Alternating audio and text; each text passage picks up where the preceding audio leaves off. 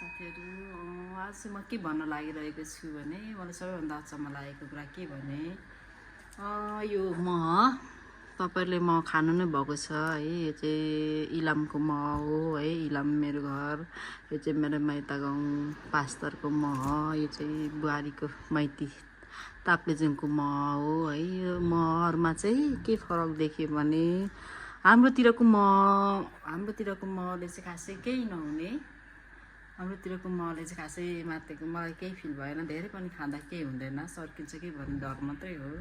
तर यो ताप्लेजुङको महमा चाहिँ के यस्तो जादु होला, मै छक्क परे है। तपाईहरुलाई थाहा छ या छैन? यो ताप्लेजुङको मह चाहिँ धेरै खान नमिल्ने रहेछ क्या साथीहरु। कस्तो ताप्लेजुङको मह चाहिँ अलिकति यति मात्रै खाएको थिएँ मैले, पुरै रन त्यो मातेको जस्तै भएको क्या। कस्तो मातेकै होला सायद, वीर मौरीले मात्छ अरे भन्ने सुनेको थिएँ। यो ताप्लेजुङको मौरीले पनि मात्दो रहेछ क्या साथीहरु।